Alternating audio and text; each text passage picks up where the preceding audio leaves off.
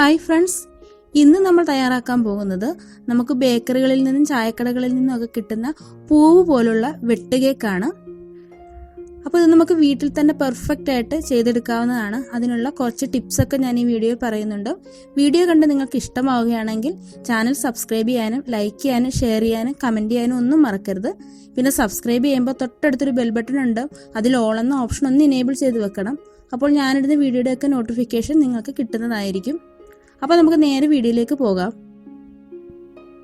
വെട്ടുകേക്ക് ഉണ്ടാക്കാനായിട്ട് നമുക്ക് ആദ്യം തന്നെ മെയിൻ ആയിട്ട് വേണ്ടത് മൈദയാണ്. ഞാനൊരു ബൗളിലേക്ക് 2 കപ്പ് മൈദ ഇട്ട് കൊടുക്കുന്നുണ്ട്. നമ്മൾ ഉണ്ടാക്കുന്ന വെട്ടുകേക്കിന്റെ അളവിനനുസരിച്ച് നമുക്ക് മൈദയുടെ അളവ് കൂട്ടുകയും കുറയ്ക്കുകയൊക്കെ ചെയ്യാവുന്നതാണ് കേട്ടോ. ഇനി ഞാനിതിലേക്ക് 2 ടേബിൾ സ്പൂൺ റവ ചേർത്ത് കൊടുക്കുന്നുണ്ട്. ഈ റവ ചേർത്ത് കൊടുക്കുമ്പോഴേ നമ്മുടെ കേക്ക് നല്ല ക്രിസ്പി ആയിട്ട് കിട്ടും. 2 ടേബിൾ സ്പൂണിന്റെ ആവശ്യമുള്ളൂ, ഒരുപാട് കൂടുതൽ എടുക്കരുത് റവ. ഇനി ഇതിലേക്ക് നമ്മുടെ കേക്കിന്റെ മധുരം ഒന്ന് ബാലൻസ് ചെയ്യുന്നതിന് ആവശ്യമായിട്ടുള്ള കുറച്ച് ഉപ്പ് ഇട്ട് കൊടുത്തിട്ടുണ്ട്. അതിന്റെ കൂടെ തന്നെ 1/4 സ്പൂൺ ബേക്കിംഗ് സോഡ കൂടി ചേർത്ത് കൊടുത്തിട്ടുണ്ട്. ബേക്കിംഗ് പൗഡർ എടുത്താലും കുഴപ്പമില്ല, പക്ഷെ ബേക്കിംഗ് പൗഡർ എടുക്കുമ്പോഴേ നമ്മൾ ബേക്കിംഗ് സോഡ എടുത്തതിനേക്കാൾ കുറച്ച് കൂടുതൽ എടുക്കണം. എന്നിട്ട് നമുക്ക് ഇതെല്ലാം കൂടി നന്നായിട്ടൊന്ന് മിക്സ് ചെയ്ത് കൊടുക്കണം. ഈ ബേക്കിംഗ് സോഡയും നമ്മുടെ ഈ റവയും എല്ലാം കൂടി നന്നായിട്ട് മിക്സ് ആകുന്ന രീതിയിൽ നന്നായിട്ടൊന്ന് ഇളക്കി ചേർത്ത് കൊടുക്കുക. നന്നായിട്ട് ഞാനിതൊന്ന് ഇളക്കി ചേർത്ത് കൊടുത്തിട്ടുണ്ട്. ഇനി ഞാനിവിടെ 2 മുട്ട എടുത്തിട്ടുണ്ട്. അത് ഞാനൊരു മിക്സിയുടെ ജാറിലേക്ക് ഇട്ട് കൊടുക്കുകയാണ്. അതിന്റെ കൂടെ തന്നെ ഒരു 1/4 കപ്പിൽ താഴെ പഞ്ചസാര എടുത്തിട്ടുണ്ട്. പൊടിച്ച പഞ്ചസാരയാണ് എടുത്തിട്ടുള്ളത്. പൊടിച്ചതോ പൊടിക്കാത്തതോ നമുക്ക് എടുക്കാവുന്നതാണ്. അതിന്റെ കൂടെ തന്നെ കുറച്ച് ഏലക്കയുടെ പൗഡർ കൂടി ചേർത്ത് കൊടുത്തിട്ടുണ്ട്. പഞ്ചസാര ചേർത്ത് പൊടിച്ചതാണ്. ഇനി നമുക്ക് ഇതെല്ലാം കൂടി മിക്സിയിലിട്ട് നന്നായിട്ടൊന്ന് അടിച്ചെടുത്തിട്ട് വരാം. ഈ അടിച്ചെടുത്ത മിക്സ് നമുക്ക് മൈദയിലേക്ക് ഒഴിച്ചു കൊടുക്കാം. ഇനി ഇതിന്റെ കൂടെ ഞാൻ ഇതിലേക്ക് കുറച്ച് ഫുഡ് കളർ ഒന്ന് ആഡ് ചെയ്ത് കൊടുക്കുന്നുണ്ട്. ഇത് ഓപ്ഷണലാണ്, നമ്മൾ വീട്ടിലൊക്കെ ഉണ്ടാക്കുമ്പോഴേ ഇത് ഒഴിവാക്കാവുന്നതാണ് കേട്ടോ. ഞാനൊരു ചെറിയ കളറിന് വേണ്ടി ചേർത്ത് കൊടുത്തേ ഉള്ളൂ. ഇനി ഇതിലേക്ക് ഞാൻ 1 ടേബിൾ സ്പൂൺ സൺഫ്ലവർ ഓയിൽ കൂടി ഒഴിച്ചു കൊടുക്കുന്നുണ്ട്. ഇനി ഞാൻ ഇതിലേക്ക് ഒരു 1/4 ടീസ്പൂൺ പൈനാപ്പിൾ എസൻസ് ആണ് ചേർത്ത് കൊടുക്കുന്നത്. ഇത് ചേർത്ത് കൊടുക്കുമ്പോൾ നമ്മുടെ കേക്കിന് നല്ലൊരു ടേസ്റ്റ്, നല്ലൊരു മണവും കിട്ടുന്നതാണ്. അപ്പൊ അതുകൂടി ചേർത്ത് കൊടുത്തിട്ട് നമുക്ക് കൈ കൊണ്ട് തന്നെ ഇത് നന്നായിട്ടൊന്ന് കുഴച്ചെടുക്കണം. ഇത് കുഴച്ചെടുക്കുമ്പോൾ കയ്യിലൊക്കെ നന്നായിട്ട് തൊട്ടിപ്പിടിക്കും. അപ്പൊ അതൊന്നും കാര്യമാക്കണ്ട. ഇത് നമ്മൾ ചപ്പാത്തി മാവിന് കുഴയ്ക്കുന്നത് പോലെ നല്ല ടൈറ്റ് ആയിട്ട് വേണം നമ്മളിത് കുഴച്ചെടുക്കാനേ. ഇനി ഇത് കുഴച്ചെടുക്കുമ്പോൾ കുറച്ച് ലൂസായിട്ട് തോന്നുന്നുണ്ടെങ്കിൽ നമുക്ക് കുറച്ച് മൈദപ്പൊടി കൂടി ഇട്ട് കൊടുക്കാവുന്നതാണ്. ടൈറ്റായിട്ട് തോന്നുവാണെങ്കിൽ കുറച്ച് പാല് ചേർത്ത് കൊടുക്കാവുന്നതാണ് കേട്ടോ. പിന്നെ നമ്മൾ മുട്ട എടുക്കുമ്പോഴേ വലിയ മുട്ടയാണെങ്കിൽ 1 മുട്ട എടുത്താൽ മതി. ഞാൻ ചെറിയ മുട്ട ആയതുകൊണ്ടാണ് 2 എണ്ണം എടുത്തിട്ടുള്ളത്. അപ്പൊ ഇത് നമുക്ക് നന്നായിട്ടൊന്ന് കുഴച്ചെടുക്കാം. നമ്മൾ നന്നായിട്ട് കുഴച്ചെടുക്കുന്നതിലാണ് നമ്മുടെ കേക്ക് നല്ല രീതിയിൽ നമുക്ക് കിട്ടുന്നത്.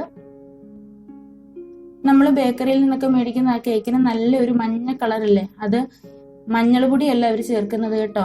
ഫുഡ് കളറാണ്, യെല്ലോ ഫുഡ് കളറാണ് ചേർത്ത് കൊടുക്കുന്നത്.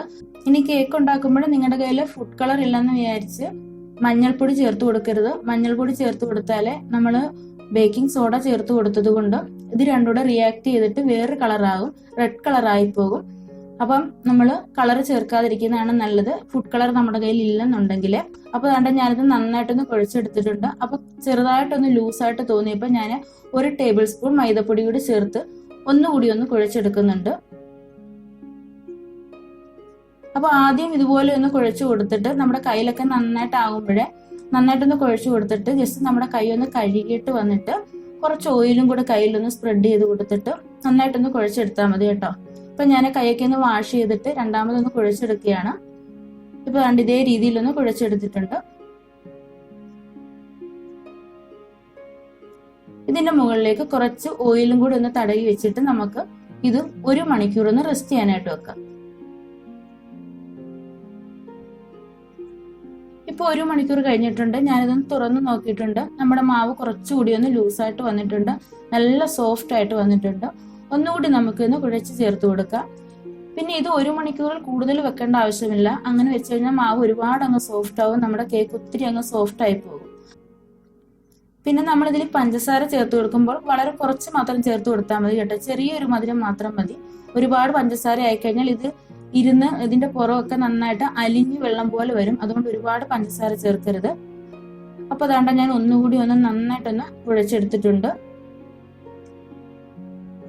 ഇനി നമ്മൾ കയ്യിൽ കുറച്ച് ഓയിലൊന്ന് തടയി കൊടുത്തിട്ട് കുറച്ച് മാവ് എടുത്തിട്ട് നന്നായിട്ടൊന്ന് ഉരുട്ടിയെടുക്കുക. വളരെ കുറച്ച് മാവ് മാത്രമേ എടുക്കാവൂ. കാരണം നമ്മൾ ബേക്കിംഗ് സോഡയൊക്കെ ചേർത്ത് കൊടുത്തുകൊണ്ട് ഇത് വലുതായിട്ട് നന്നായിട്ട് പൊങ്ങി വരും.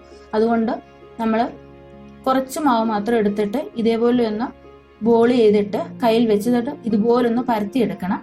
എന്നിട്ട് ദാണ്ട് ഇതുപോലൊന്ന് കട്ട് ചെയ്ത് കൊടുക്കണം. ഞാനൊരു പൂവിന്റെ ഷേപ്പിലൊന്ന് കട്ട് ചെയ്ത് കൊടുക്കുന്നുണ്ട്.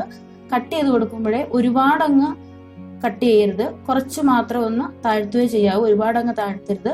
ഞാൻ ദാണ്ട് ഈ ഒരു ഷേപ്പില് ഒരു പൂവിന്റെ ഷേപ്പിൽ ഇതുപോലെ ഒന്ന് കട്ട് ചെയ്തിട്ടുണ്ട്. ഞാൻ കണ്ടില്ലേ? ഇനി നമ്മളിത് എണ്ണയിലേക്ക് ഇടുമ്പോൾ നന്നായിട്ടൊന്ന് വിടർത്തി കൊടുത്തിട്ട് ഇടുകയാണെങ്കിൽ നന്നായിട്ട് നമുക്കിത് പൂ പോലെ തന്നെ കിട്ടുന്നതാണ്. അപ്പൊ ഇതേപോലെ ഞാൻ ഒരെണ്ണം കൂടി ഉണ്ടാക്കി കാണിക്കാം.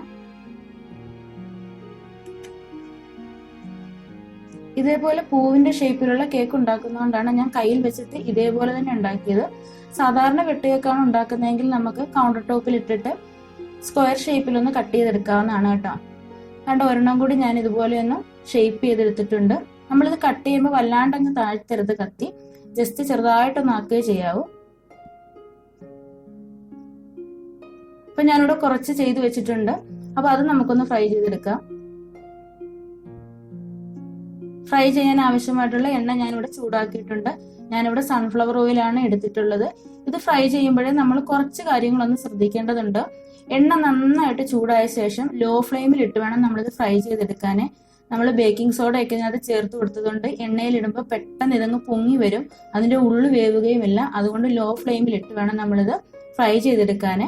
അപ്പൊ ഞാൻ കണ്ട് ഓരോന്നായിട്ട് ഇതിലേക്ക് ഇട്ട് കൊടുക്കുന്നുണ്ട്. പുറം നല്ല ക്രിസ്പി, അകം നല്ല സോഫ്റ്റ് ആയിട്ടുള്ള കേക്കാണ് നമുക്ക് കിട്ടുന്നത്. കുറച്ച് സമയം എടുത്ത് വേണം നമ്മളിതൊന്ന് ഫ്രൈ ചെയ്തെടുക്കാന്. നമ്മളിത് എണ്ണയിലേക്ക് ഇട്ട് കൊടുത്തപ്പോൾ തന്നെ ഇതിന്റെ ഡബിൾ സൈസ് ആയിട്ട് വരുന്നുണ്ട്, നന്നായിട്ട് പൊങ്ങി വരുന്നുണ്ട്.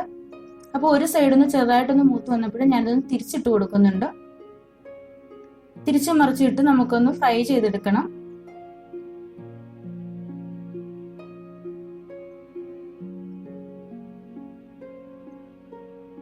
ഞാനിതിപ്പോ ഇവിടെ ഒരുപാടൊന്നും മൂപ്പിച്ചെടുക്കുന്നില്ല. ഒരു യെല്ലോ കളർ കിട്ടുന്നതിന് വേണ്ടിയിട്ട് ഒരുപാട് മൂപ്പിച്ചെടുക്കുന്നില്ല. നമുക്കിത് കുറെ കാലം നമുക്ക് വെക്കണമെന്നുണ്ടെങ്കിൽ നന്നായിട്ട് മൂപ്പിച്ച് തന്നെ എടുക്കേണ്ടതാണ് കേട്ടോ. ഇപ്പൊ ഇതാ കണ്ടില്ലേ, നമ്മൾ ആ കട്ട് ചെയ്ത് കൊടുത്തൊക്കെ നന്നായിട്ട് വിടർന്നു വന്ന് ഒരു പൂവിന്റെ ഷേപ്പ് ആയിട്ടുണ്ട്. അപ്പൊ ഇത് കുക്കായിട്ട് വന്നിട്ടുണ്ട്. ഞാനിത് കോരി എടുക്കുകയാണ്. എന്നിട്ട് നമുക്ക് ബാക്കിയുള്ളതും കൂടി ഇതേപോലെ തന്നെ ഒന്ന് ഫ്രൈ ചെയ്തെടുക്കാം.